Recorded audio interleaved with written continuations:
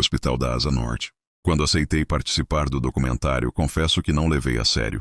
A ideia era gravar em locais abandonados, explorar histórias de assombração e depois editar tudo para ficar com aquele ar de caçadores de fantasmas. Nada além de uma jogada de marketing para o canal no YouTube que estava começando a crescer. O local escolhido para aquele episódio era o Hospital da Asa Norte, um prédio antigo de concreto cinzento, desativado há mais de 30 anos em Brasília. Contavam que, nos anos 70, o hospital foi fechado após uma sequência de mortes inexplicáveis em seus corredores. Uns falavam em epidemia, outros em negligência. E havia, claro, a versão que mais nos interessava: pacientes e médicos que jamais saíram de lá. Éramos 5 na equipe: Rodrigo, o diretor e apresentador; Luana, a cinegrafista; Caio, o responsável pelo áudio; Beatriz, pesquisadora e roteirista; e eu, André, encarregado da iluminação e das baterias. Chegamos pouco antes da meia-noite, quando o silêncio da cidade já pesava. O hospital parecia um gigante adormecido. As janelas quebradas eram como olhos ocos, e a entrada principal estava bloqueada com grades tortas. Tivemos de pular por um vão lateral, onde o mato crescia alto, para chegar ao hall principal. O ar dentro era sufocante. Cheiro de mofo, ferrugem e algo que lembrava formol. O piso estava coberto de papéis amarelados, prontuários rasgados e seringas enferrujadas. Rodrigo, animado, começou a gravar a introdução.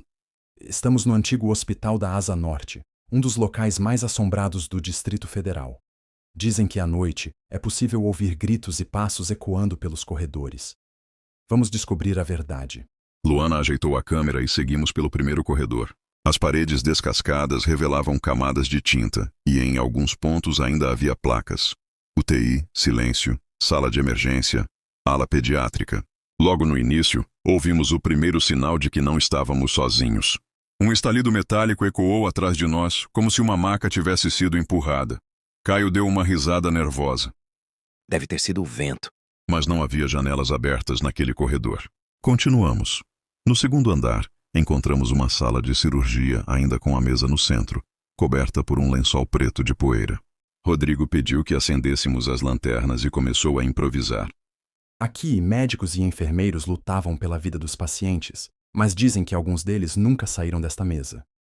Foi quando o monitor cardíaco, desligado e empoeirado, emitiu um bip fraco. Todos congelamos. Caio aproximou o microfone. Não havia cabos, nem energia. Apenas aquele bip espaçado, como se o coração de alguém ainda pulsasse. Luana gravou tudo com a câmera tremendo em suas mãos. Beatriz, que até então se mantinha calada, sussurrou. Pessoal, vocês ouviram? No fundo da gravação, além do bip, havia algo mais. Uma voz baixa, arrastada, dizendo: Ainda não acabou. Seguimos adiante, mesmo com a sensação de que estávamos atravessando uma fronteira invisível. Na ala pediátrica, as paredes ainda tinham desenhos de nuvens e sóis desbotados. Bonecos quebrados estavam espalhados pelo chão. Foi lá que os alto-falantes do hospital ganharam vida. Um ruído chiado surgiu e logo depois uma voz feminina ecoou. André, venha para a enfermaria. Meu nome. O sangue gelou nas minhas veias. Olhei para os outros esperando uma reação, mas eles também estavam pálidos. Rodrigo tentou manter a postura diante da câmera, mas a voz tremeu. Isso foi incrível! Captamos uma psicofonia ao vivo. Mas não era apenas uma gravação antiga. A voz sabia quem eu era. Vamos sair daqui, Murmurei. Rodrigo, obcecado com a ideia de captar mais, ignorou. Ordenou que subíssemos ao último andar, onde ficava a UTI. A escadaria estava parcialmente destruída, mas conseguimos subir. No corredor, ainda havia leitos enferrujados. Em alguns, manchas escuras que poderiam ser ferrugem. Ou algo pior. Foi então que vimos as luzes fluorescentes piscarem no teto. Não havia energia no prédio. E ainda assim, lâmpadas antigas começaram a se acender uma a uma, iluminando o corredor até o fundo. E no final, por um instante, vimos silhuetas de pacientes deitados nos leitos, conectados a respiradores invisíveis, tubos inexistentes. E todos viraram a cabeça ao mesmo tempo em nossa direção. Luana deixou a câmera cair no chão. A lente quebrou, mas continuava gravando. Rodrigo, trêmulo, ainda insistia. Não parem. Isso é ouro. Isso vai estourar na internet. Eu não pensava em internet. Só queria sair. Decidimos nos refugiar na antiga sala da diretoria, cujas portas ainda estavam inteiras. Empurramos a madeira pesada e entramos. Havia móveis apodrecidos, pilhas de documentos e um armário de ferro. Beatriz, curiosa, forçou a fechadura e encontrou pastas médicas. Os relatórios falavam de um experimento sigiloso. Pacientes em estado terminal eram mantidos vivos artificialmente, mesmo após a morte clínica, conectados a máquinas que estimulavam o cérebro. O objetivo era prolongar a consciência além dos limites naturais. Foi nesse momento que entendemos. Talvez aquelas vozes e aparições fossem restos de consciências presas, incapazes de se libertar. E estávamos alimentando-as com nossa presença. De repente, os alto-falantes voltaram a chiar. Agora várias vozes ao mesmo tempo, sobrepostas, gritando nossos nomes. As paredes tremiam como se o prédio inteiro respirasse. Rodrigo, em frenesi, gritava para continuarmos filmando. Mas quando se virou, vimos que não havia mais câmera em suas mãos. Ele estava segurando um tubo de soro vazio, como se acreditasse estar com o equipamento. Luana tentou puxá-lo, mas foi em vão. Ele começou a andar sozinho pelo corredor iluminado, em direção à ala da UTI, respondendo a vozes que apenas ele ouvia. Eles precisam de mim. Estou quase conseguindo. Murmurava, e desapareceu na escuridão. Tentamos segui-lo, mas as portas se fecharam sozinhas atrás de nós. Ficamos presos na sala da diretoria. As luzes falhavam, e o cheiro de sangue se intensificava. Caio começou a tossir, e quando olhei, percebi que gotas vermelhas escorriam de sua boca. Eles querem que a gente fique. Disse Beatriz pálida. Eles não querem estar sozinhos. Não sei como conseguimos. Forçamos a janela e pulamos para o lado de fora, caindo sobre o mato alto. Não olhamos para trás. Apenas corremos até encontrar a rua iluminada. Quando voltamos ao carro, havia algo impossível no banco traseiro. A câmera de Luana, intacta, mesmo tendo quebrado lá dentro. Rodrigo nunca foi encontrado. A polícia fez buscas, mas alegaram que o prédio era instável e perigoso demais. Oficialmente, ele foi dado como desaparecido. Assistimos às imagens gravadas dias depois, e o que vimos não tinha explicação. Em várias cenas, mesmo quando estávamos sozinhos, os corredores apareciam cheios de pacientes, enfermeiros e médicos em atividade, como se o hospital ainda estivesse funcionando. Monitores ligados, macas em movimento, enfermeiras empurrando carrinhos de medicamentos. E no último arquivo, uma gravação que nenhum de nós fez. Rodrigo, vestido com jaleco branco, olhando direto para a câmera. Ele sorriu, e atrás dele dezenas de rostos pálidos se viraram ao mesmo tempo. A tela escureceu, mas o áudio permaneceu. Estamos esperando vocês voltarem. O hospital ainda precisa de mais pacientes. O leito 13. Dizem que todo hospital guarda seus segredos. Nos corredores, sob o cheiro de álcool e remédios, existem histórias que não estão nos prontuários, mas nos sussurros abafados das enfermeiras durante a madrugada. O Hospital São Gregório, referência em tecnologia e com uma ala de emergência moderna, era conhecido pelo alto índice de recuperação de pacientes. Mas também carregava uma mancha, o leito 13. Oficialmente, aquela ala estava interditada para reformas. Extraoficialmente, qualquer funcionário sabia o real motivo. Pacientes que se deitavam no leito 13 não voltavam vivos. Não importava a doença, o tratamento, a idade. Todos morriam de maneira inexplicável, geralmente no meio da noite, sempre com a mesma expressão congelada de terror absoluto no rosto. A jovem residente Clara Meirelles, 25 anos, não acreditava em fantasmas. Estava no segundo ano de residência em clínica médica, exausta da rotina de plantões e provas, mas ainda movida pela curiosidade que a fez escolher a medicina. Foi essa curiosidade que a atraiu para o enigma do leito 13. Tudo começou numa madrugada silenciosa, enquanto revisava prontuários no computador. Encontrou, por acaso, um relatório antigo que mencionava a morte de uma paciente jovem, internada por uma apendicite simples, falecida repentinamente após ser transferida para o quarto interditado. A causa oficial: parada cardiorrespiratória súbita. Mas a forma como o relatório estava escrito parecia apressada, quase forçada. Clara decidiu mergulhar mais fundo. No subsolo do hospital, havia uma sala abafada onde caixas de documentos se acumulavam há décadas. O arquivo morto, como todos chamavam. Com uma desculpa qualquer, Clara conseguiu a chave. Passou horas revirando pastas amareladas, cheias de poeira. Foi ali que encontrou o nome que mudaria tudo: Dr. Ulisses Brandão. Segundo os registros, Brandão trabalhara no São Gregório nos anos 1960. Carismático, atencioso, querido pelos colegas. Mas, em segredo, era um predador. Testemunhas anônimas relatavam que pacientes aparentemente estáveis, ao serem internados sob seus cuidados, apresentavam piora súbita. Muitos morreram sem explicação. As coincidências chamaram a atenção do conselho na época, mas nada foi provado. O detalhe perturbador: quase todos esses pacientes estavam internados no mesmo local que hoje era o quarto interditado, o leito 13. Clara leu estarrecida um documento extraoficial, escrito por uma enfermeira da época. Ele escolhe aqueles que não têm família para reclamar. À noite, fecha as portas e fica sozinho com eles. No dia seguinte, estão mortos.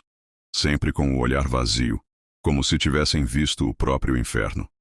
Mas o mais sinistro ainda estava por vir. Naquela mesma noite, tomada por uma mistura de medo e obsessão, Clara decidiu visitar a ala interditada. As luzes piscavam, a pintura estava descascada, e o silêncio ali tinha um peso diferente. O leito 13 ainda estava lá. Um colchão coberto por lençóis novos, como se esperasse por alguém. Clara se aproximou e, por impulso, sentou-se na beira da cama. O ar ficou gelado, seu corpo arrepiou. Então ouviu um suspiro, baixo, gutural, vindo do travesseiro. Ela se levantou bruscamente, mas o som continuou. E logo vieram outros. Gemidos, choros, murmúrios, como se dezenas de pessoas estivessem agonizando ao mesmo tempo. Assustada, fugiu dali, mas sabia que não conseguiria parar. Nos dias seguintes, Clara passou a ter sonhos estranhos. Em todos, estava deitada no leito 13. A cada noite, era uma morte diferente. Asfixia, envenenamento, sufocamento, cortes invisíveis na pele. Sempre com a sensação de estar revivendo os últimos instantes de outras pessoas. Certa madrugada, acordou com o peito pressionado, como se alguém estivesse sentado sobre ela. No reflexo do vidro da janela, viu um homem alto, de jaleco antigo, olhando-a fixamente. O rosto estava borrado, mas os olhos brilhavam com crueldade. Era ele, o Dr. Brandão. Determinada a romper o ciclo, Clara decidiu voltar ao arquivo morto. Encontrou escondido dentro de uma pasta sem identificação um caderno velho. Era o diário de Brandão. Ali, em caligrafia elegante, ele descrevia cada morte como se fosse uma experiência científica. Testava doses de medicamentos, formas de tortura silenciosa, maneiras de prolongar a agonia sem deixar rastros. Chamava os pacientes de experimentos. O trecho final dizia: "O leito 13 é meu altar. Aqui, purifico os fracos e registro suas últimas respirações. Um dia, mesmo que eu me vá, continuarei. O quarto se lembrará. O quarto me pertence." Clara sentiu o coração disparar. Tudo fazia sentido. O quarto não estava apenas amaldiçoado. Ele era um recipiente da presença de Brandão. Cada morte alimentava sua permanência. Na noite seguinte, incapaz de lutar contra a obsessão, Clara decidiu confrontar o leito 13. Levou o diário consigo, acreditando que queimá-lo poderia libertar as almas presas. Acendeu uma vela, abriu o diário sobre a cama e riscou um fósforo. Mas antes que pudesse encostar a chama no papel, as luzes se apagaram. No breu, dezenas de vozes começaram a sussurrar seu nome. Clara sentiu mãos invisíveis puxando-a em direção à cama. Resistiu, gritando, mas foi forçada a se deitar. O colchão afundou como se tivesse vida própria. O teto se dissolveu em escuridão e, diante dela, surgiram os rostos deformados de todos os pacientes mortos. Um coro de agonia. E atrás deles, o Dr. Brandão. Agora é a sua vez, doutora. Sussurrou, curvando-se sobre ela com um bisturi reluzente. Clara tentou gritar, mas sua voz morreu na garganta. O bisturi desceu. Na manhã seguinte, enfermeiras encontraram o leito 13 arrumado. Lençóis esticados, travesseiro no lugar. Nenhum sinal de Clara. O diário havia desaparecido. Na escala de plantão, seu nome foi riscado, sem explicações oficiais. Apenas mais um caso não comentado nos corredores. Mas, dizem alguns funcionários, durante certas madrugadas, se alguém passa perto da ala interditada, pode ouvir uma nova voz entre os lamentos. Uma voz feminina clamando em desespero. Clara se tornou parte do altar, e o leito 13 continua esperando seu próximo paciente. Eco dos gritos. Por mais que tentem convencer-me do contrário, eu sei o que vivi dentro do Hospital Psiquiátrico Santa Dália. Sei que meus olhos não mentiram. Sei que meus ouvidos não me traíram. Não se trata de alucinação, estresse ou sobrecarga de trabalho. Não. O que aconteceu ali foi real. E por mais que eu deseje esquecer, cada madrugada, em silêncio, Eu ainda escuto o eco dos gritos que jamais deveriam ser libertos. Santa Dália sempre foi cercado de rumores. Localizado nos arredores de uma cidade pequena, sua fachada de concreto antigo guardava janelas gradeadas e corredores que cheiravam a desinfetante misturado com mofo. As paredes, pintadas de branco já amarelado pelo tempo, jamais conseguiam esconder a sensação de abandono. Quando fui contratada como enfermeira, não imaginava que ali começaria meu pesadelo. Os turnos noturnos eram os mais difíceis. Longas madrugadas em silêncio, quebradas apenas pelo ranger metálico das macas antigas ou pelo grito sufocado de algum paciente em surto. Logo nos primeiros dias, ouvi os comentários dos funcionários mais antigos sobre o quarto 27, localizado no final do corredor leste da ala psiquiátrica. É melhor não se aproximar. Disse uma colega. Ninguém fica ali. Está fechado há anos, mas, às vezes, o botão de emergência toca sozinho.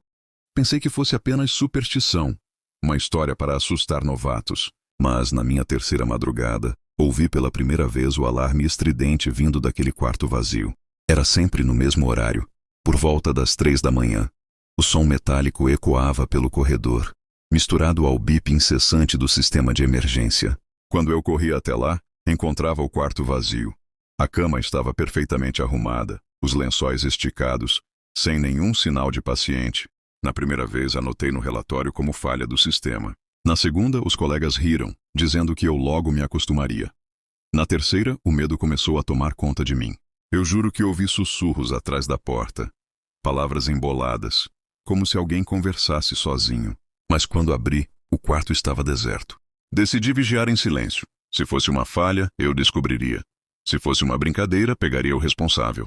Foi na quarta madrugada que algo impossível aconteceu. Escondida atrás da porta, com as luzes apagadas, esperei o alarme. Exatamente às 3 da manhã, o botão brilhou em vermelho e o som de emergência ecoou. Meu coração disparou. A cama estava vazia, até que não estava mais. Diante de mim, um homem magro, de pele pálida e olhos fundos, sentado sobre o colchão, tremia como se tivesse acabado de sair de um pesadelo. Vestia um uniforme hospitalar antigo, amarelado pelo tempo. O crachá em seu peito estava ilegível, mas consegui distinguir o primeiro nome: André. Por favor, não me deixe sozinho. Não me esqueça. Disse ele com a voz rouca, quase um gemido. Congelei. Tudo em mim dizia para correr, mas algo no olhar dele me prendeu. Havia desespero, dor, um vazio que parecia engolir o ar ao redor. Quem é você? Perguntei, tentando manter a calma. Ele não respondeu de imediato. Apenas ergueu a mão e apontou para a parede. Segui o gesto e vi algo estranho. Marcas de unhas, profundas, riscadas no reboco, como se alguém tivesse tentado escapar dali. Não me deixe morrer outra vez. Não deixe que me esqueçam. Repetiu. Antes que eu pudesse falar, ele desapareceu. Não caminhou, não se levantou. Simplesmente sumiu diante dos meus olhos. O quarto voltou a ficar vazio, mas o alarme ainda piscava em vermelho. Obcecada, decidi investigar. Passei meus intervalos na pequena sala de arquivos, onde pastas empoeiradas guardavam histórias que ninguém queria lembrar. Depois de dias, encontrei o nome: André Luiz Soares. Internado em 1998. Sofria de esquizofrenia grave, surtos violentos e episódios de automutilação, mas não foi a doença que o matou. Segundo os registros, ele teria morrido no quarto 27, após se enforcar com o próprio lençol. A nota de falecimento era fria, objetiva, mas uma folha anexada ao processo, escrita à mão, chamava a atenção. Corpo encontrado após gritos incessantes. Paciente dizia não querer ser esquecido. Ao retirar o cadáver, vizinhos de quarto relataram ouvir a voz dele por semanas. Arrepiei. Era a mesma frase que ele me dissera. Voltei ao quarto, e ele estava lá novamente. Dessa vez parecia mais sólido, mais humano. As olheiras profundas tremiam com lágrimas invisíveis. Você me encontrou. Finalmente. Alguém me vê. Senti pena. Contra toda razão, decidi responder. O que você quer de mim? Ele se aproximou, a pele pálida refletindo a luz mortiça da lâmpada. Quero que meu nome viva. Quero que saibam quem eu fui. Escreveram mentiras sobre mim. Disseram que me matei. Mas eles me trancaram. Me deixaram gritar até não restar voz. Até eu me apagar. A cada palavra, o ar parecia ficar mais pesado. Prometa que contará minha história. Prometa que não vou desaparecer. E eu, tola, prometi. No dia seguinte, comecei a falar sobre André com os colegas. Relatei que os arquivos estavam errados, que havia algo de injusto em sua morte, mas ninguém quis ouvir.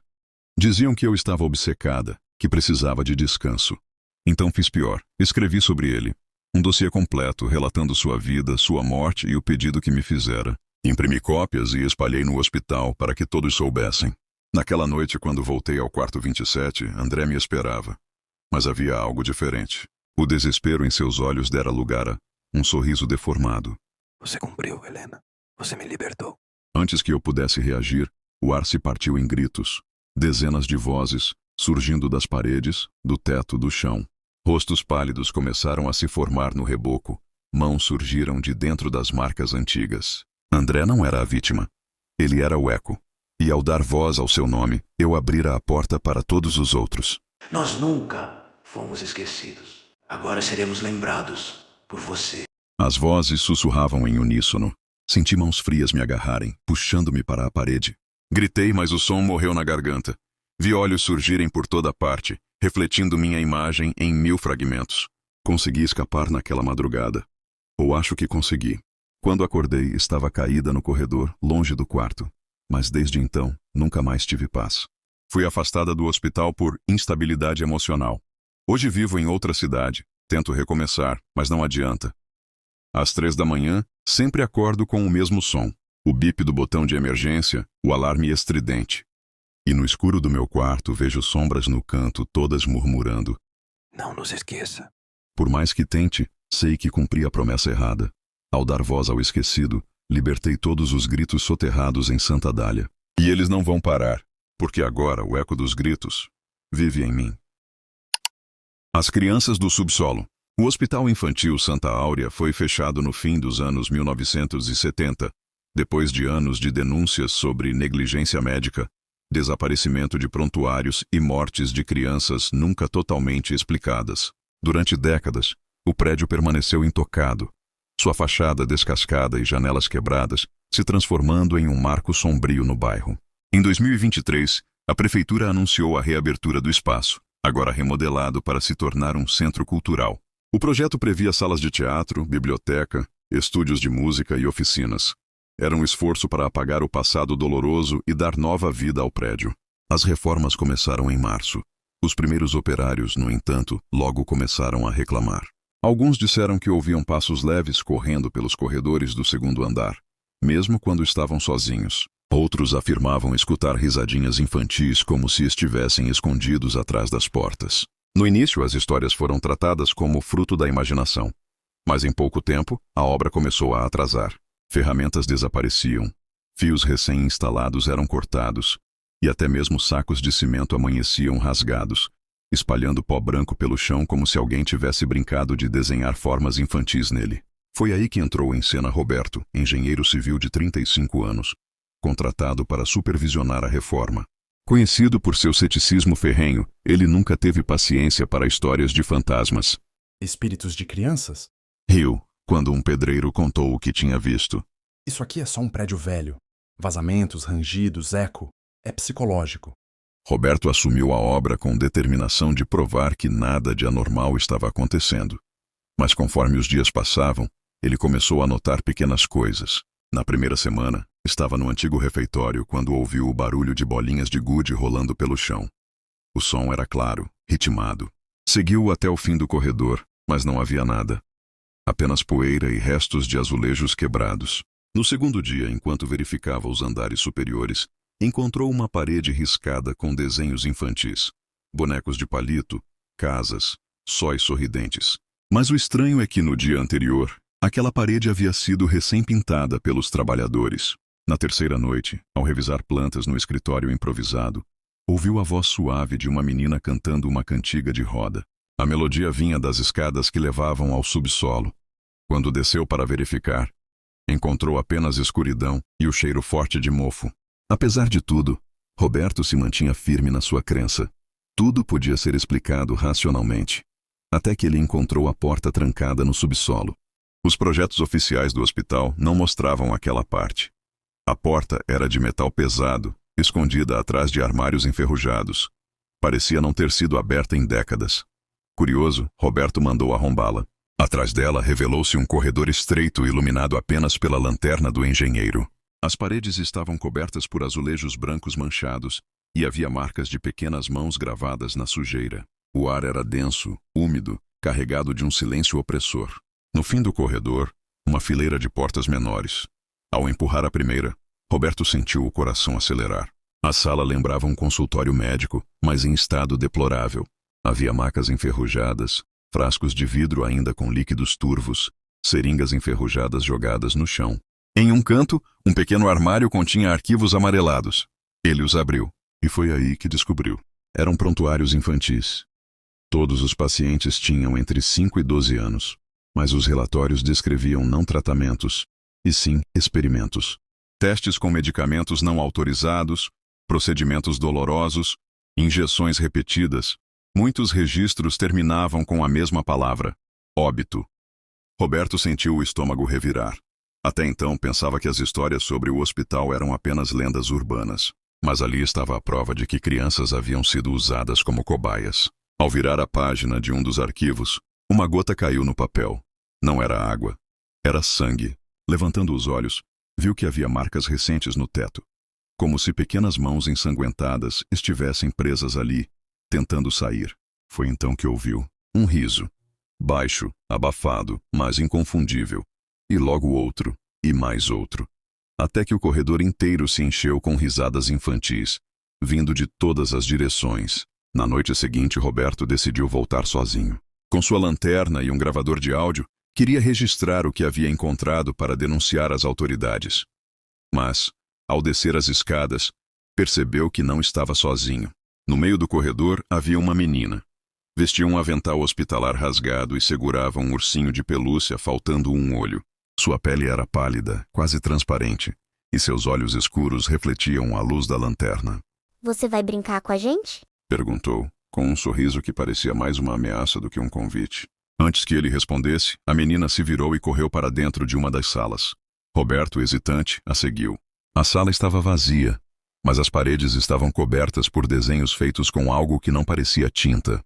Eram bonecos sem rosto, cercados por médicos de jaleco. Em todos, as crianças estavam presas, cercadas, observadas. No centro da sala, havia uma maca, e sobre ela, marcas de correntes. De repente, todas as portas bateram ao mesmo tempo. O som ecoou pelos corredores, fazendo a poeira cair do teto. E o gravador de Roberto começou a funcionar sozinho, reproduzindo uma voz infantil repetindo uma frase. Fica com a gente! Fica com a gente! Fica com a gente! Nos dias seguintes, Roberto começou a perder o sono. Sonhava com crianças ao redor da sua cama, rindo e puxando seus pés. Ou acordava com o som de passos correndo pelo apartamento. Na obra, os operários começaram a se recusar a entrar no subsolo. Um deles saiu correndo em pânico depois de jurar ter visto uma criança segurando um balão vermelho flutuando na escuridão. Outro foi encontrado desmaiado, com marcas de pequenas mãos no pescoço. Roberto, no entanto, não conseguia se afastar. Quanto mais tentava, mais sentia que as crianças o chamavam. Foi quando encontrou uma sala diferente das outras. Essa não tinha prontuários nem instrumentos médicos. Era um espaço escuro com paredes riscadas de ponta a ponta. Frases repetidas, escritas em várias caligrafias infantis. Eles doem. Quero minha mãe. Nunca nos deixaram sair. Brinca com a gente. No centro da sala havia uma roda de cadeiras pequenas, como se tivessem feito uma ciranda, e todas estavam viradas para a porta, como se esperassem alguém. Ao entrar, Roberto ouviu as cadeiras arrastando pelo chão, formando um círculo em torno dele, e de repente sentiu mãos geladas segurando as suas. Mas não havia ninguém visível. As vozes ecoaram novamente. Agora você é um de nós. Após aquela noite, Roberto nunca mais foi visto saindo do hospital. A obra foi oficialmente paralisada depois de mais 2 acidentes misteriosos. Um operário caiu do 2º andar, após dizer que alguém havia puxado sua perna, e outro desapareceu no subsolo, deixando apenas seu capacete coberto de pequenas marcas de mãos. Os relatórios oficiais falam em problemas estruturais e riscos de segurança. Mas entre os trabalhadores, a história é outra. Eles dizem que Roberto está lá embaixo, preso com as crianças, brincando para sempre. E às vezes, quem passa pela frente do hospital jura ouvir o som de bolinhas de gude rolando pelo asfalto, ou ver um boneco de pelúcia no parapeito da janela, acenando para quem ousa encarar o prédio abandonado. A enfermaria silenciosa. O relógio marcava 3 da madrugada quando entrei no hospital para mais um plantão noturno. O corredor estava silencioso, exceto pelo eco dos meus próprios passos. Era o tipo de noite que sugere que qualquer som, mesmo o mais mínimo, poderia ser a diferença entre a sanidade e o terror. Eu, doutora Mariana Moreira, já havia enfrentado muitas emergências, mas nada me preparou para o que eu encontraria naquela noite. Tudo começou de forma banal. Estava fazendo a ronda de rotina pela ala pediátrica, conferindo monitores e sinais vitais, quando percebi algo estranho. A enfermaria do 3º andar, a ala G, deveria estar completamente vazia. Os últimos pacientes tinham recebido alta há dias. No entanto, ao me aproximar, notei a porta entreaberta e uma luz difusa emanava do interior, lançando sombras que se contorciam contra as paredes. Ao empurrar a porta, senti um frio súbito. A temperatura parecia cair vários graus em questão de segundos. No quarto, as camas estavam ocupadas. Crianças e adultos que eu jamais havia visto antes estavam deitados, alguns conscientes, outros com os olhos fechados, respirando irregularmente. Doutora Mariana. Chamou uma voz fraca. Olhei em volta, assustada. Todas as cabeceiras pareciam ocupadas por figuras pálidas, de olhos fundos e olhares fixos. Uma menina de cabelo cacheado me olhava, os lábios trêmulos como se estivesse prestes a chorar. Ajuda, por favor. Me implorou ela. Meu coração disparou. Peguei meu tablet para checar o sistema do hospital. Nada. Nenhum registro de admissão. Nenhum histórico médico. As camas estavam fantasmas em todas as listas oficiais. Eu estava sozinha, oficialmente. Decidi ligar para a recepção. Aqui é a doutora Mariana. Estou na ala G. Tem pacientes... Doutora Mariana? Respondeu a recepcionista com a voz estranhamente distante. Mas a senhora não está de plantão hoje. O ar congelou no meu peito. Como assim? Perguntei, tentando manter a voz firme. Doutora Mariana, a senhora faleceu há 3 dias. Encontramos seu corpo no estacionamento. Lamentamos muito. O tablet caiu da minha mão. As vozes começaram a se multiplicar. Não eram apenas sussurros, mas gritos abafados, choros desesperados, pedidos de socorro que se misturavam a risadas infantis distorcidas. Tentei correr, mas os corredores se estenderam como se o hospital inteiro tivesse se transformado em um labirinto. Cada porta que eu abria levava de volta à enfermaria G. Foi então que percebi, eles me chamavam pelo nome. Cada paciente, mesmo aqueles com rostos desfocados e irreconhecíveis, sabia quem eu era. Nos salve, doutora. Era impossível tocar qualquer um deles. Quando estendia a mão, meus dedos atravessavam corpos frios e translúcidos. Alguns se agarravam a mim, desaparecendo em minha pele, deixando apenas o cheiro de ferro e mofo. Comecei a ouvir histórias, vozes que contavam suas mortes, acidentes, doenças súbitas, violência e abandono. Todos eles estavam ali, esquecidos pelo mundo vivo, presos em um limbo que eu, inexplicavelmente, podia ver. Horas, dias, talvez meses passaram. O tempo havia perdido significado. O hospital se tornou um espaço fora da realidade. Os corredores se curvavam, os tetos pulsavam, e o som constante de monitores cardíacos e respiratórios parecia ecoar de dentro do meu próprio peito. Cada paciente me encarava com esperança desesperada. Eu precisava ajudá-los, mas não havia como. Não havia registros, não havia médicos vivos, não havia saída. E então percebi algo ainda mais perturbador. Algumas figuras começaram a mudar, os rostos se contorcendo, revelando quem eram de verdade. Colegas de trabalho, antigos pacientes, conhecidos que haviam desaparecido. E, em cada transformação, minha identidade se aproximava do seu destino. Eu estava presa em uma enfermaria que não pertencia a este mundo. Eu não estava apenas viva e morta ao mesmo tempo.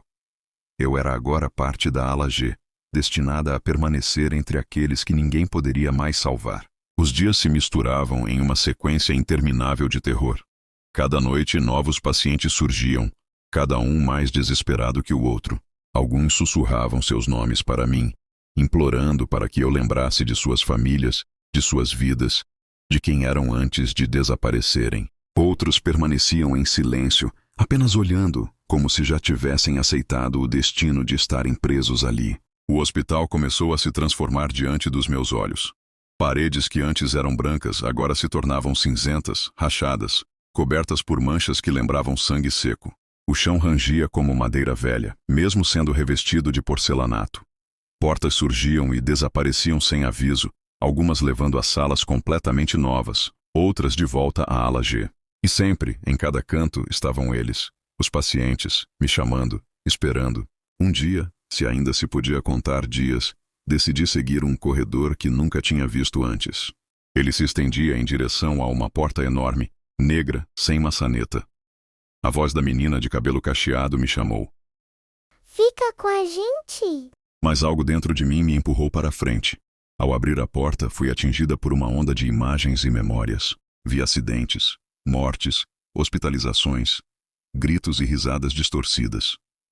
Vi rostos de médicos e enfermeiros que já haviam morrido. Vi a mim mesma caída no estacionamento, fria e sem vida. E, acima de tudo, vi todos aqueles que eu havia cuidado, presos, chamando por mim, gritando por socorro que nunca poderia ser dado. Ao fechar a porta, senti uma presença atrás de mim. Era a menina novamente. Ela sorriu, mas havia algo no sorriso que gelou meu sangue. Atrás dela, centenas de rostos observavam, olhos vazios e cheios de expectativa. E então compreendi. Eu não era a salvadora. Eu era a testemunha. A enfermaria silenciosa não precisava de médicos vivos. Precisava de alguém que visse. Alguém que pudesse sentir cada perda, cada sofrimento e nunca, jamais, esquecer. A última coisa que lembro foi ser puxada de volta para a ala G, meus gritos silenciados, minha forma desaparecendo entre os corredores que se estendiam infinitamente. E agora, cada noite, quando o hospital parece vazio, os corredores ecoam com nomes sendo chamados. Se você passar por uma ala que deveria estar deserta, talvez ouça um sussurro. Doutora Mariana. Não é um chamado para salvar. É um aviso. Uma vez dentro da enfermaria silenciosa, você verá tudo, sentirá tudo, e nunca mais será livre.